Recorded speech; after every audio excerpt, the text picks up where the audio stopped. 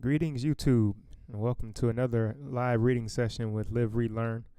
As I get set up here, I just want to take a moment to thank you all for joining us again today as we learn English with an American accent through reading.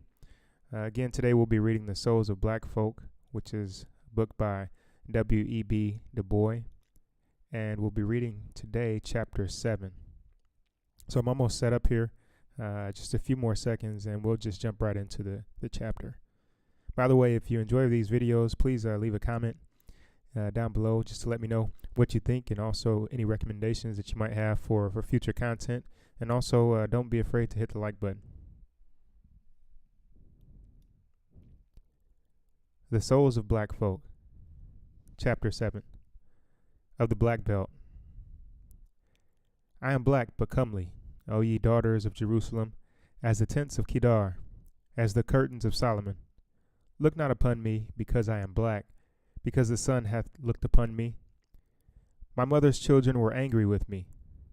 They made me the keeper of the vineyards, but mine own vineyard have I not kept. The Song of Solomon.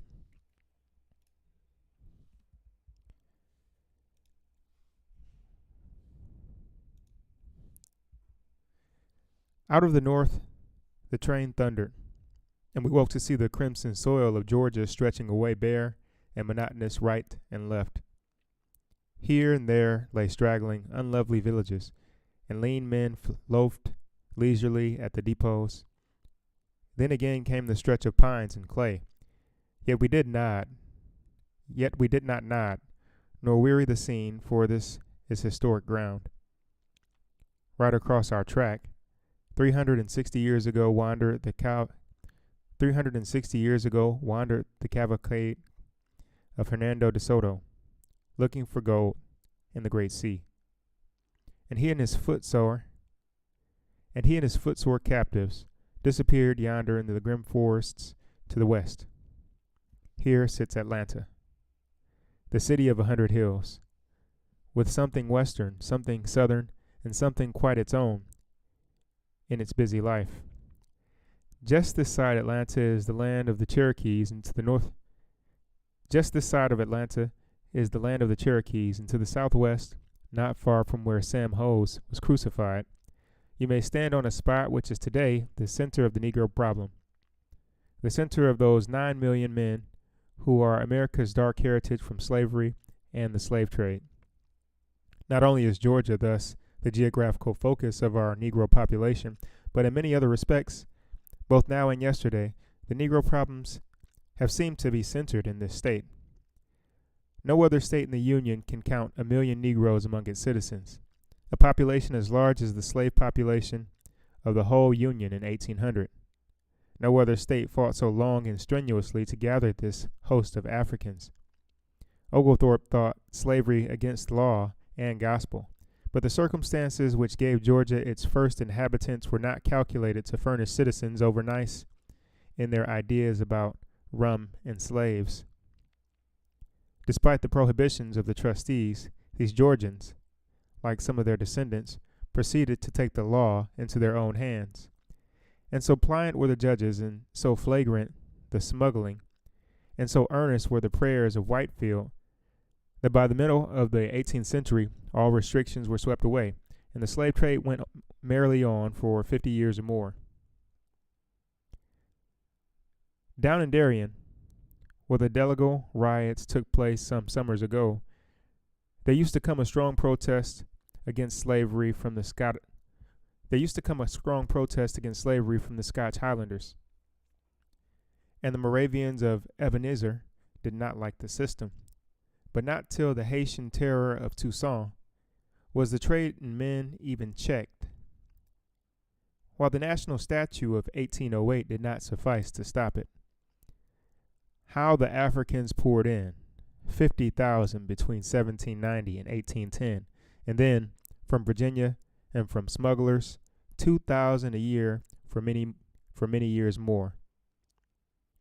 So the 30,000 Negroes of Georgia in 1790 doubled in a decade, were over 100,000 in 1810, had reached 200,000 in 1820, and 500,000 at the time of the war. Thus, like a snake, the black population writhed upward. But we must hasten on our journey. This that we pass as we near Atlanta is the ancient land of the Cherokees, that brave Indian nation which strove so long for its fatherland until fate and the United States government drove them beyond the Mississippi. If you wish to ride with me, you must come into the Jim Crow car. There will be no objection. Already 4 other white men and a little white girl with her nurse are in there. Usually the races are mixed in there, but the white coach is all white. Of course, this car is not so good as the other, but it is fairly clean and comfortable. The discomfort lies chiefly in the hearts of those 4 black men yonder, and in mine. We rumble south in quite a business-like way. The bare red clay and pines of northern Georgia begin to disappear, and in their place appears rich rolling land, luxuriant and here and there well tilled. This is the land of the Creek Indians, and a hard time the Georgians had to seize it. The towns grow more frequent and more interesting, and brand new cotton mills rise on every side. Below Macon, the world grows darker, for now we approach the Black Belt, that strange land of shadows, at which even slaves paled in the past, and whence come now only faint and half-intelligible murmurs to the world beyond. The Jim Crow car grows larger and a shade better. 3 rough field hands and 2 or 3 white loafers accompany us, and the newsboy still spreads his wares at one end. The sun is setting, but we can see the great cotton country as we enter it, the soil now dark and fertile, now thin and gray, with fruit trees and dilapidated buildings, all the way to Albany. At Albany, in the heart of the Black Belt, we stop, 200 miles south of Atlanta, 200 miles west of the Atlantic, and 100 miles north of the great Gulf lies Dougherty County, with 10,000 Negroes and 2,000 whites. The Flint River winds down from Andersonville, and turning suddenly at Albany, the county seat, hurries on to join the Chattahoochee and the sea. Andrew Jackson knew the Flint well, and marched across it once to avenge the Indian massacre at Fort Mims. That was in 1814, not long before the Battle of New Orleans. And by the Creek Treaty that followed this campaign, all Dougherty County and much other rich land was ceded to Georgia. Still, settlers fought shy of this land, for the Indians were all about, and they were unpleasant neighbors in those days. The Panic of 1837, which Jackson bequeathed to Van Buren, turned the planters from the impoverished lands of Virginia, the Carolinas, and East Georgia toward the west. The Indians were removed to Indian territory. And settlers poured into the coveted lands to retrieve their broken fortunes.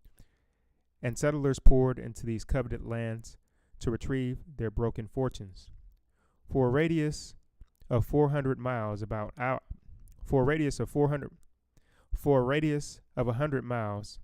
Albany stretched a great fertile land, luxuriant with forests of pine, oak, ash, hickory, and poplar, hot with the sun and damp with the rich black swampland.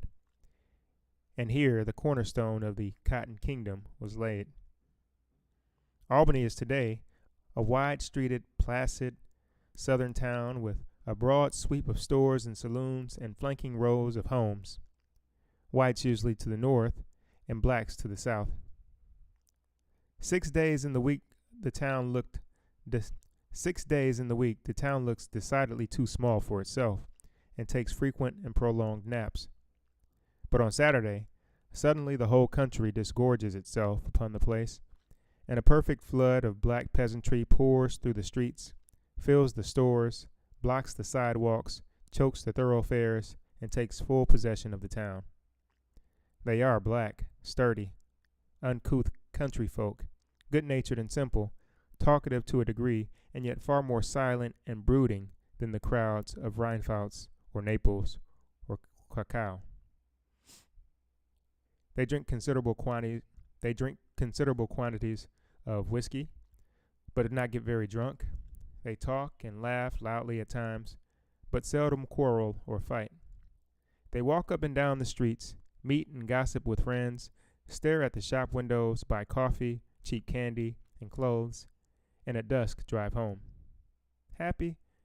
Well, no, not exactly happy, but much happier than as though they had not come.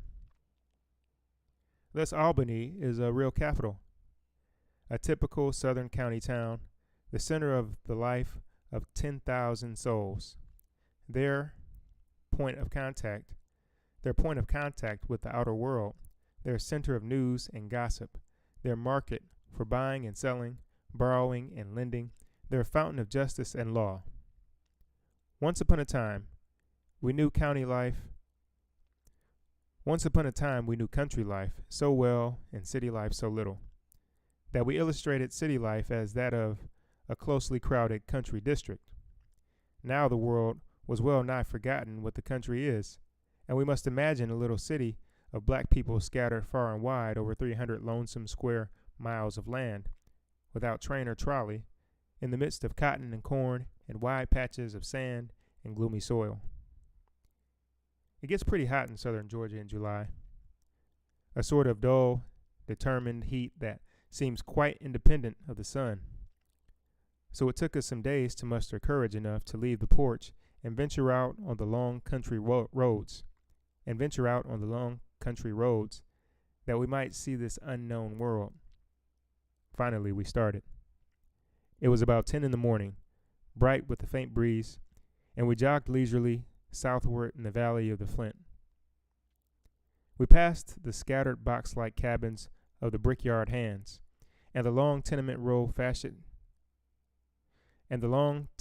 facetiously called the Ark, and were soon in the open country, and on the confines of the great plantations of the other days. There's the Joe Fields place. A rough old fellow he was, and had killed many a, quote, nigger, end quote, in his day. 12 miles his plantation used to run. A regular barony. It is nearly all gone now. Only straggling bits belong to the family, and the rest had passed to Jews and Negroes. Even the bits which are left are heavily mortgaged, and like the rest of the land, tilled by tenants. Here's one of them now, a tall brown man, a hard worker and a hard drinker, illiterate but versed in farm lore, as his nodding crops declare. This distressingly new board house is his, and he has just moved out of yonder moss-grown cabin with its 1 square room. From the curtains in Benton's house, down the road, a dark, comely face is staring at strangers. From the curtains in Benton's house, down the road, a dark, comely face is staring at the strangers, for passing carriages are not everyday occurrences here. Benton is an intelligent yellow man with a good-sized family, and manages a plantation blasted by the war and now the broken staff of the widow. He might be well-to-do, they say, but he carouses too much in Albany. And the half-desolate spirit of neglect born of the very soil seems to have settled on these acres. In times past there were cotton gins and machinery here, but they have rotted away. The whole land seems forlorn and forsaken. Here are the remnants of the vast plantations of the Sheldons, the Pellets, and the Rensons, but the souls of them are past. The houses lie in half ruin, or have wholly disappeared. The fences have flown, and the families are wandering in the world. Strange vicissitudes have met the whilom masters. Yonder stretch the wide acres of Bildad Resort. He died in wartime, but the upstart overseer hastened to wed the widow. Then he went, and his neighbors too, and now only the black tenant remains. But the shadow hand of the master's grandnephew, or cousin, or creditor stretches out of the gray distance to collect the rack rent remorselessly. And so the land is uncared for and poor. Only black tenants can stand such a system, and they only because they must. 10 miles have ridden today and have seen 10 miles we have ridden today and have seen no white face. A resistless feeling of depression falls slowly upon us, despite the gaudy sunshine and the green cotton fields. This, then, is the Cotton Kingdom, the shadow of a marvelous dream. And where is the king? Perhaps this is he, the sweating plowman, tilling his 80 acres with 2 lean mules, and fighting hard battle with debt. So we sit musing until, as we turn a corner on the sandy road, there comes a fairer scene suddenly in view. A neat cottage, snugly ensconced by the road, and near it a little store. A tall, bronzed man rises from the porch as we hail him, and comes out to our carriage. He's 6 feet in height, with a sober face that smiles gravely. He walks too straight to be a tenant. Yes, he owns 240 acres. The land is run down since the boom days of 1850, he explains, and cotton is low. 3 black tenants live on his place. 3 black tenants live on his place, and in his little store he keeps a small stock of tobacco, snuff, soap, and soda for the neighborhood. Here is his gin house, with new machinery just installed. 300 bales of cotton went through it last year. 2 children he has sent away to school. Yes, he says sadly, he is getting on, but cotton is down to 4 cents. I know now. I know how debt sits staring at him. Wherever the king may be, the parks and the palaces of the Cotton Kingdom have not wholly disappeared. We plunged even now into great groves of oak and towering pine, with an undergrowth of myrtle and shrubbery. This was the home house of the Thompsons, slave barons who drove their coach and 4 in the merry past. All is silence now, and ashes and tangled weeds. All is silence now, and ashes and tangled weeds. The owner puts his whole fortune into the rising cotton industry of the 50s, and with the falling prices of the 80s, he packed up and stole away. Yonder is another grove, with unkempt lawn, great magnolias, and grass-grown paths. The big house stands in half ruin, its great front door staring blankly at the street, and the back part grotesquely restored for its black tenant. A shabby, well-built Negro he is, unlucky and irresolute. He digs hard to pay rent to the white girl who owns the remnant of the place. She married a policeman and lives in Savannah.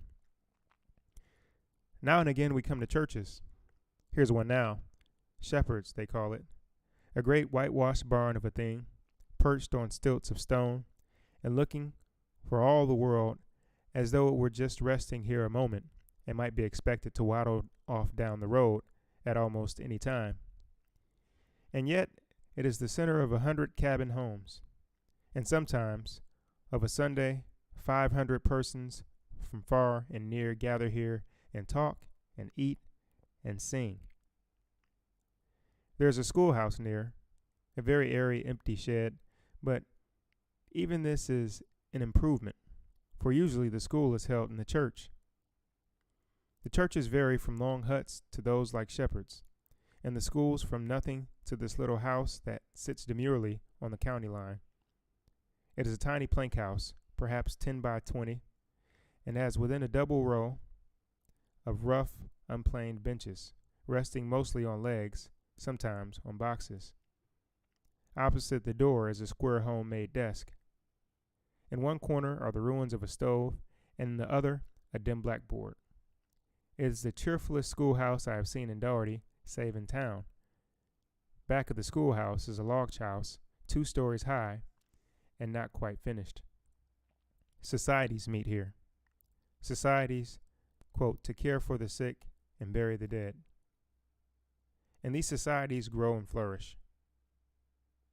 We had come to the boundaries of Doherty and were about to turn west along the county line when all these sites were pointed out to us by a kindly old man, black, white-haired, and 70. 45 years he had lived here and now supports himself and his old wife by the help of the steer-tethered Yonder and the charity of his black neighbors. He shows us the farm of the hills just across the county line in Baker, a widow and 2 strapping sons who raised 10 bales, one need not add cotton down here, last year. There are fences and pigs and cows and the soft-voiced, velvet-skinned young Memnon, who sauntered half bashfully over to greet the strangers, is proud of his home. We turn now to the west, along the county line. Great dismantled trunks of pines tower above the green cotton fields, cracking their naked, gnarled fingers toward the border of living forest beyond. There is little beauty in this region, only a sort of crude abandon that suggests power, a naked grandeur, as it were. The houses are bare and straight. There are no hammocks or easy chairs, and few flowers. So when, as here at Rawdon's, one sees a vine clinging to a little porch, and home-like windows peeping over the fences, one takes a long breath. I think I never before quite realized the place of the fence in civilization. This is the land of the unfenced, where crouch on either hands. This is the land of the unfenced, where crouch on either hand scores of ugly one-room cabins, cheerless and dirty. Here lies the Negro problem in its naked dirt and penury. And here are no fences. But now and then the crisscross rails of straight palings break into view. And then we know a touch of culture is near. Of course, Harrison Gohagen, a quiet, yellow, smooth-faced, and diligent. Of course, he is lord of some 100 acres, and we expect to see a vision of well-kept homes and fat beds and laughing children. For has he not fine fences? And those over yonder, why should they build fences on the rack-rented land? It will only increase their rent. On we wind through sand and pines and glimpses of old plantations till there creeps into sight a cluster of buildings, wood and brick, mills and houses, and scattered cabins. It seemed quite a village. As it came nearer and nearer, however, the aspect changed. The buildings were rotten, the bricks were falling out, the mills were silent, and the store was closed. Only in the cabins appeared now and then a bit of lazy life.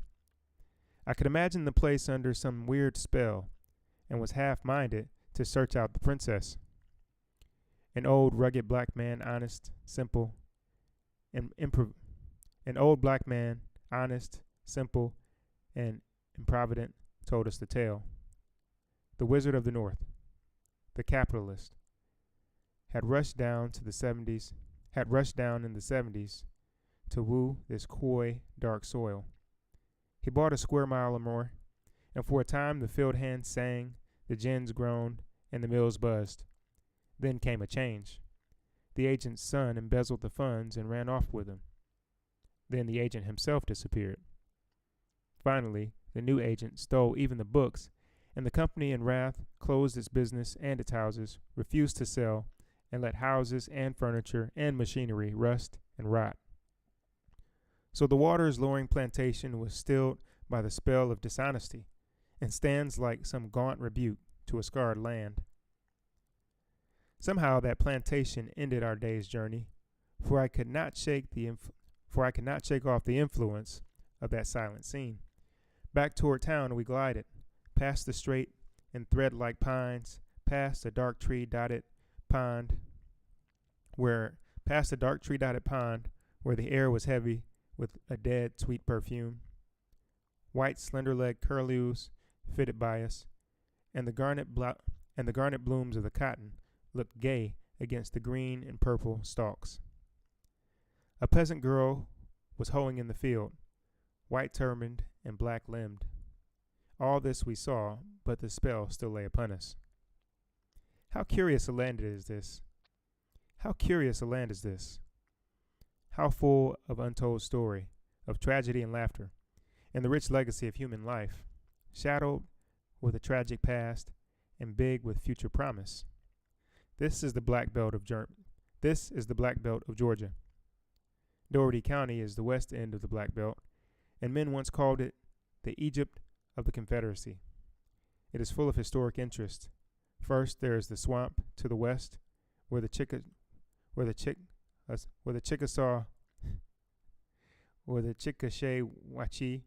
flows sullenly, where the Chickasaw flows suddenly, where the Chickasaw flows sullenly south, where the Chickasaw flows sullenly southward. The shadow of an old plantation lies at its edge, forlorn and dark. Then comes the pool. Pendant gray moss and brackish waters appear, and forests filled with wildfowl. In one place, the wood is on fire, smoldering, in dull red anger, but nobody minds. Then the swamp grows beautiful. A raised road built by chained Negro convicts dips down into it and forms a way-walled and almost covered in living green. Spreading trees spring from a prodigal luxuriance of undergrowth. Great dark green shadows fade into the black background until all is one mass of tangled, semi-tropical foliage, marvelous in its weird, savage splendor. Once we crossed the black, silent stream, where the sad trees and writhing creepers, all glinting fiery yellow and green, seemed like some vast cathedral, some green Milan builded of wild wood. As I crossed, I seemed to see again that the fierce tragedy of 70 years. And as I crossed, I seemed to see again that fierce tragedy of 70 years ago. Osceola, the Indian Negro chieftain, had risen in the swamps of Florida, vowing vengeance. His war cry reached the red creeks of Dougherty, and their war cry rang from the Chattahoochee to the sea. Men and women and children fled and fell before them as they wept into Dougherty. In yonder shadows, a dark and hideously painted warrior glided stealthily on, another and another, until 300 had crept into the treacherous swamp. Then the false slime, closing about them, called the white men from the east. Waist deep, they fought beneath the tall trees until the war cry was hushed and the Indians glided back into the west. Small wonder the wood is red. Then came the black slaves. Day after day, the clank of chained feet marching from Virginia and California. Then came the black slaves. Day after day, the clank of chained feet marching from Virginia and Carolina to Georgia was heard in these rich swamp lands. Day after day, the songs of the callous, the wail of the motherless, and the muttered curses of the wretched echoed from the flint to the Chickasaw, until by 1860 there had risen in West Dougherty perhaps the richest slave kingdom the modern world ever knew. 150 barons commanded the labor of nearly 6,000 Negroes, held sway over farms with 90,000 acres tilled land, valued even in times of cheap soil at $3 million. 20,000 bales of ginned cotton went yearly to England, new and old. And men that came there bankrupt made more money, and men that came there bankrupt made more and men that came there bankrupt made money and grew rich. In a single decade, the cotton output increased fourfold, and the value of lands was tripled. It was the heyday of the nouveau riche. It was the heyday of the nouveau riche, and a life of careless extravagance among the masters. 4 and 6 bobtail thoroughbreds rode their coaches to town. Open hospitality, and gay entertainment were the rule.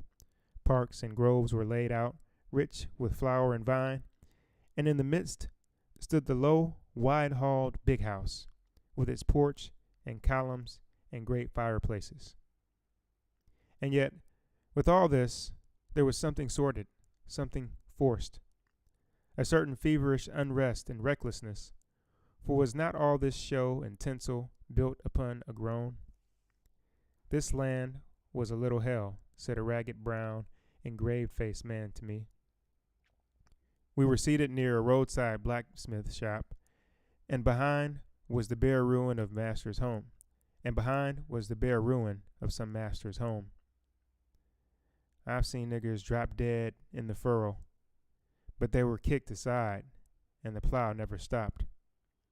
Down in the guardhouse, there's where the blood ran. With such foundations, a kingdom must in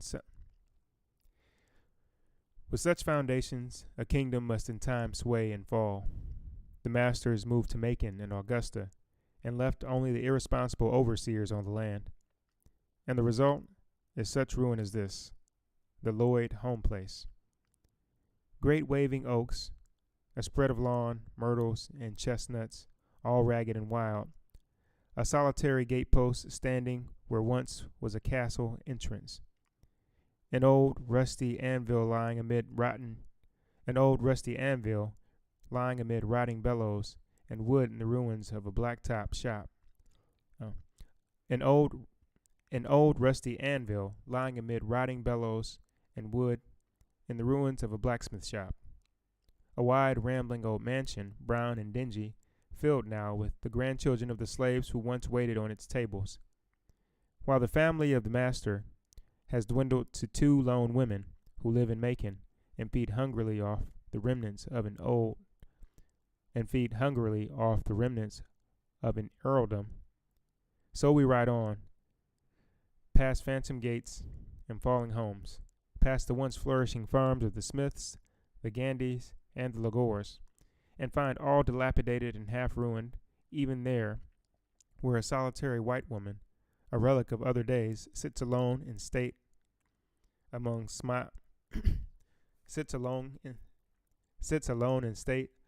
miles of Negroes, and rides to town in her ancient coach each day.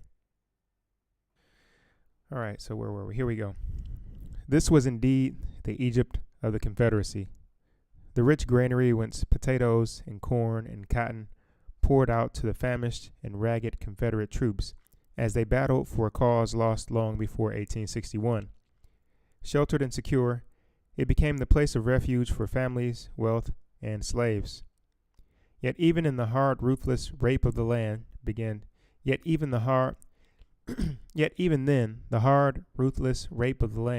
to tell. The red clay subsoil had already begun to peer above the loam. The harder the slaves were driven, the more careless and fatal was their farming.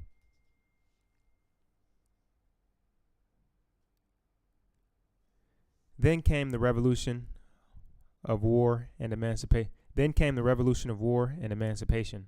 The bewilderment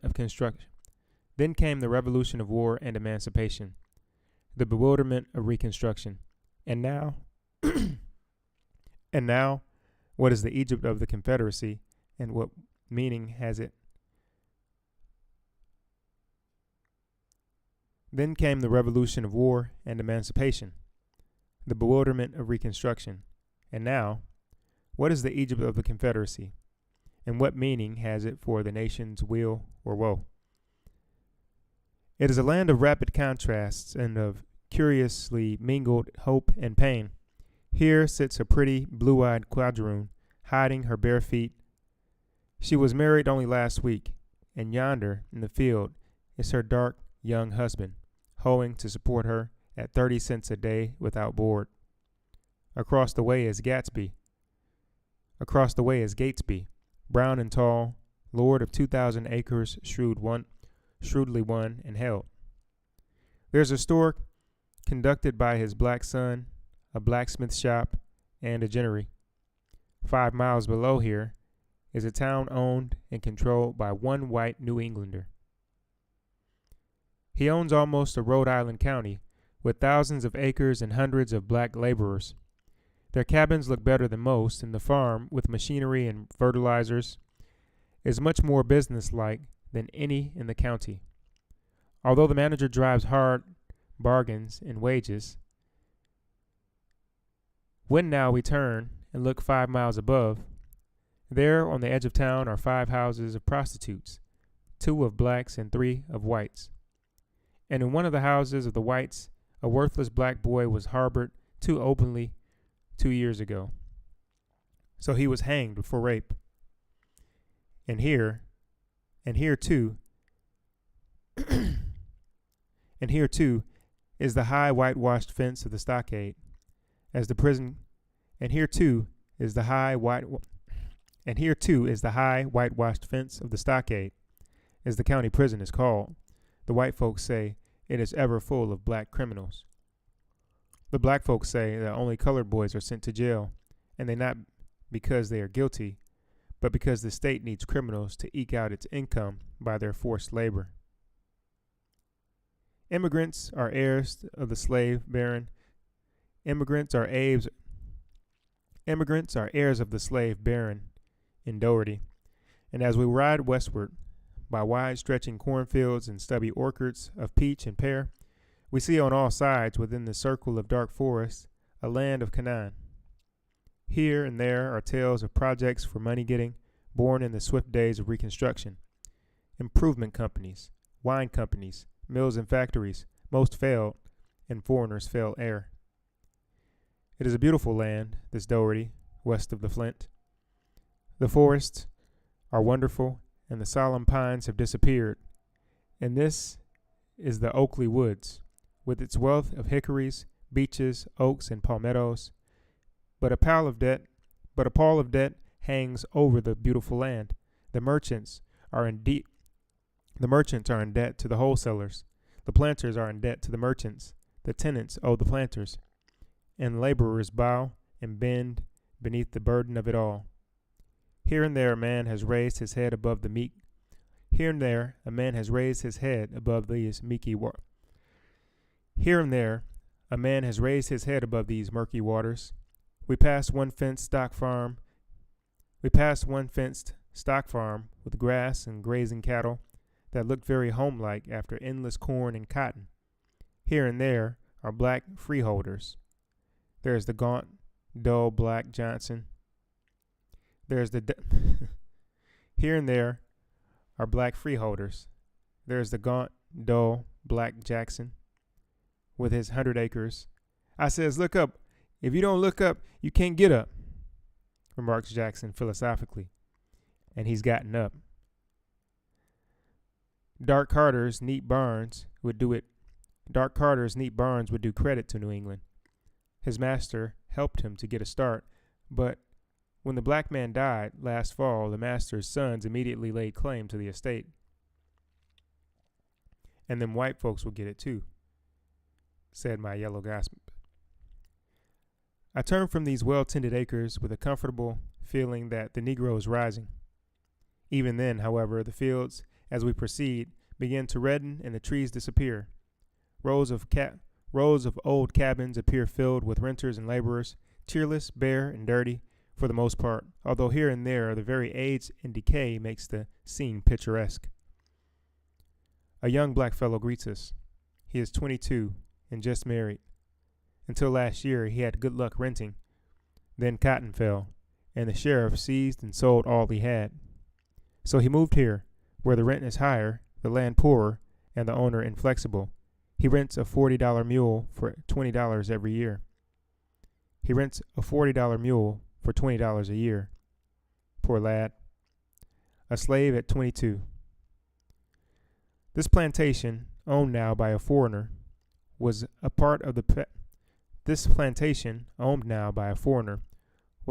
famous Bolton estate. After the war, it was for many years worked by gangs of Negro convicts. and black convicts then were even more plentiful than now. It was a way of making Negroes work, and the question of guilt was a minor one.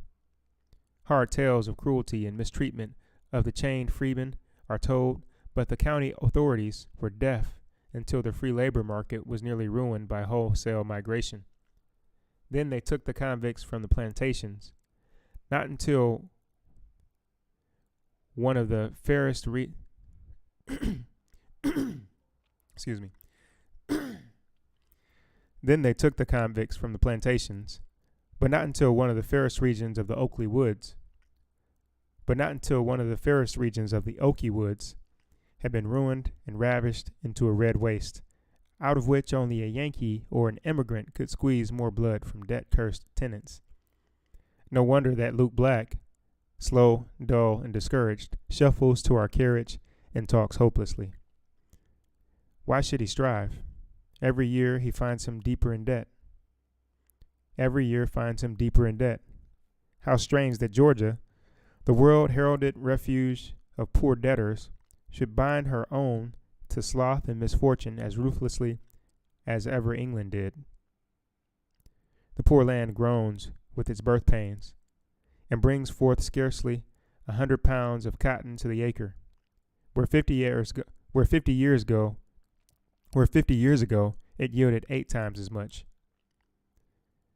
Of his meager yield, the tenant pays from a quarter to a third in rent, and most of the rest in interest on food and supplies bought on credit.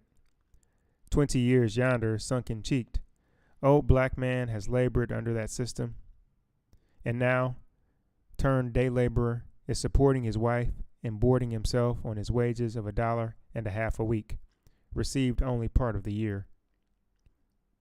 The Bolton convict farm formerly included the neighboring plantation. Here it was that the convicts were lodged in the great log prison still standing.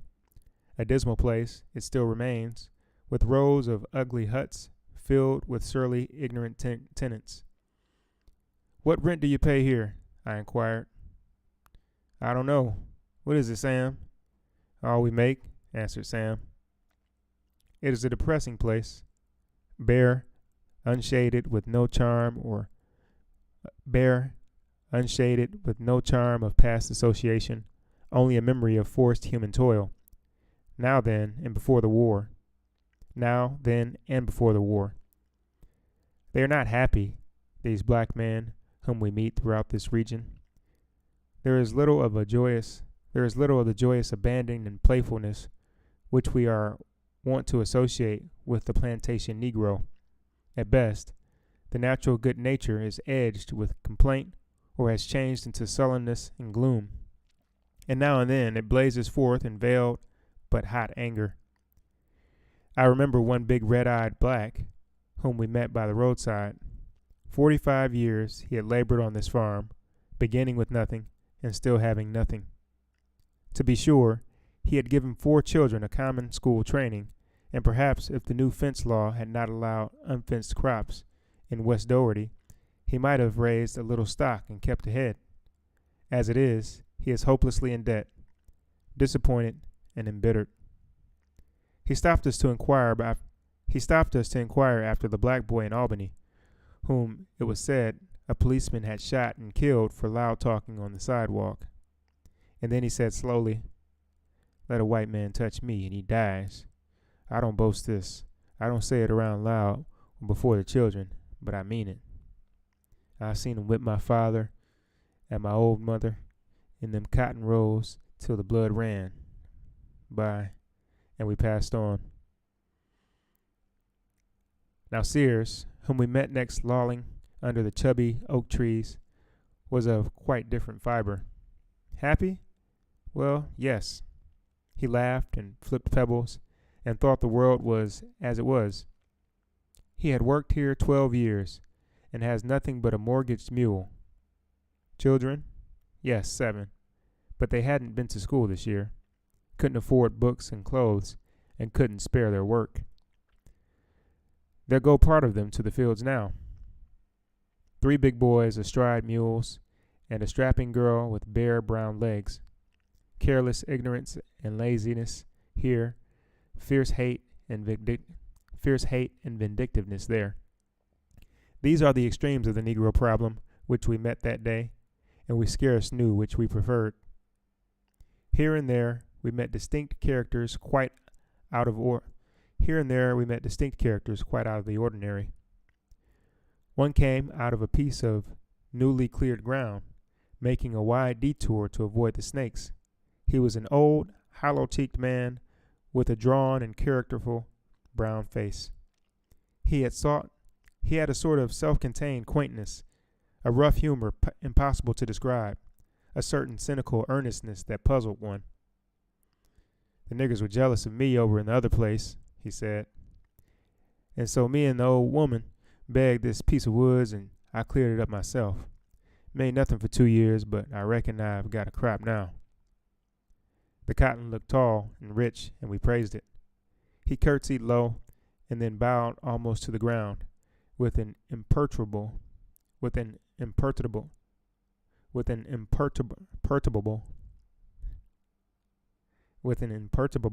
gravity that seemed almost suspicious. Then he continued, "My mule died last week. A calamity in this land equal to a devastating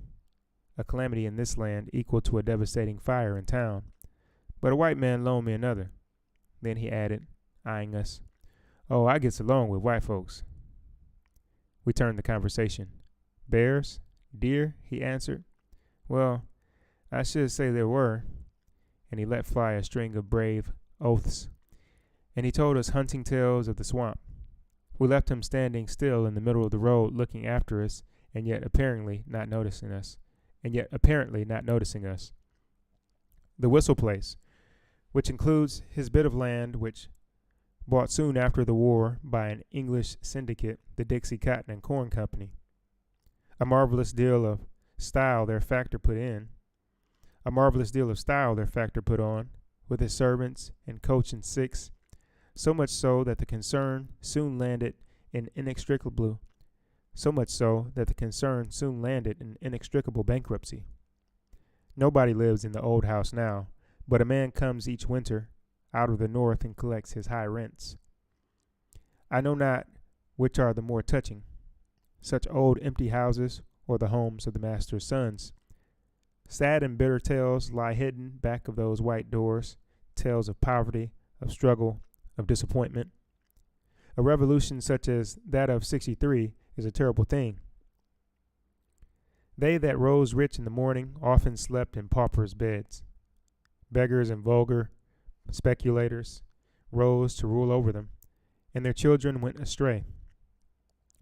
See yonder sad-colored house, with its cabins and fences and glad crops. It is not glad within. Last month the prodigal son of the struggling father wrote home from the city for money. Money? Where was it to come from? And so the son rose in the night and killed his baby and his wife. And so the son rose in the night and killed his baby and killed his wife and shot himself dead, and the world passed on. I remember wheeling around a bend in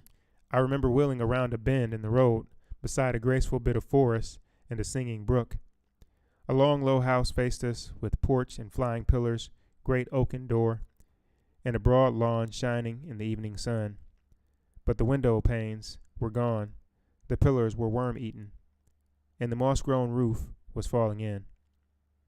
Half curiously, I peered through the unhinged door and saw where, on the wall across the hall, was written in once gay letters a faded welcome. Quite a contrast to the southwestern part of Dougherty County is the northwest. Quite a contrast to the southwestern part of Dougherty County is the northwest. Soberly timbered in oak and pine, it has none of that half-tropical luxuriance of the southwest. Then, too, there are fewer signs of romantic past and more of systematic modern land grabbing and money getting. White people are more in evidence here, and farmer and hired laborer replaced to some extent the absentee landlord and rack-rented tenant. The crops have neither the luxuriance of the richer land nor the signs of neglect so often seen, and there were fences and meadows here and there. Most of this land was poor and beneath the notice of the slave baron before the war. Since then, his poor relations and foreign immigrants have seized it. The returns of the farmer are too small to allow much for wages, and yet he will not sell off small farms. There is the Negro Sanford. He has worked 14 years as overseer on the Latson place and paid out enough for fertilizers to have bought a farm, but the owner will not sell off a few acres. 2 children, a boy and a girl, are hoeing sturdily in the fields on the farm where Corliss works. He is smooth-faced and brown and is fencing up his pigs. He used to run a successful cotton gin, but the Cottonseed Oil Trust has forced the price of ginning so low that he says it hardly pays him. He points out a stately old house over the way as the home of Pa Willis. We eagerly ride over, for Pa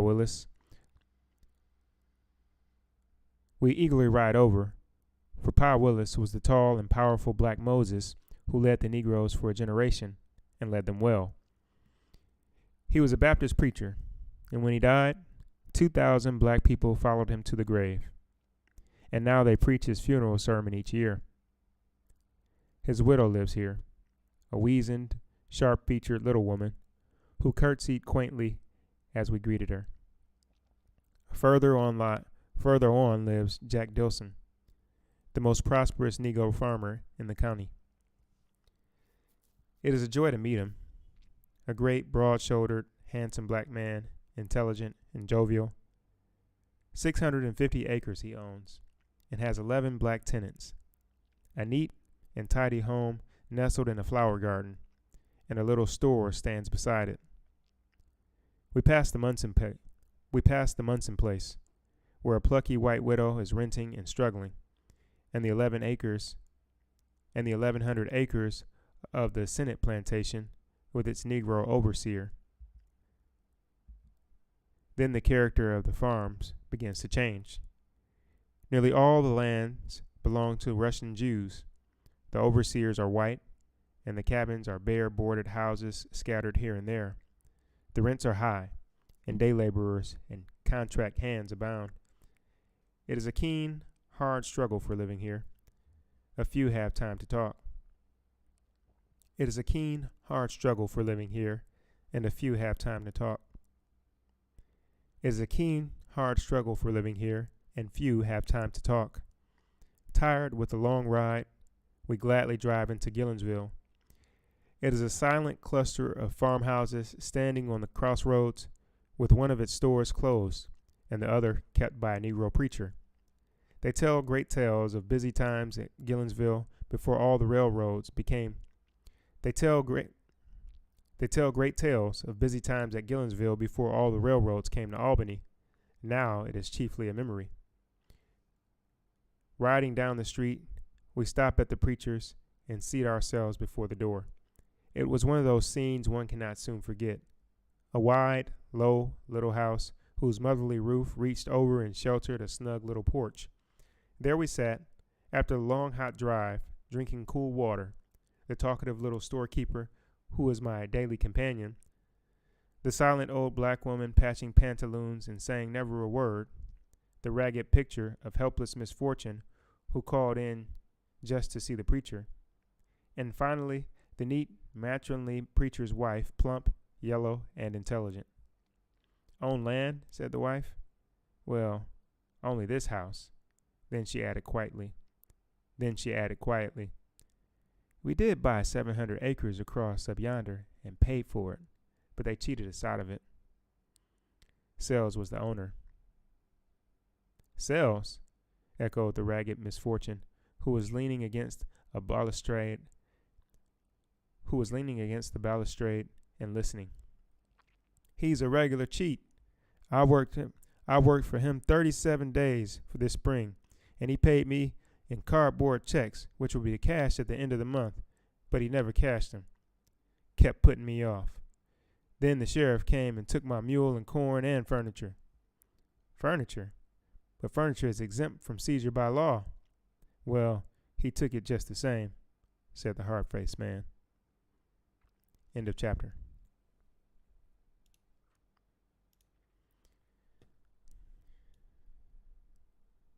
Thank you, everybody, for listening.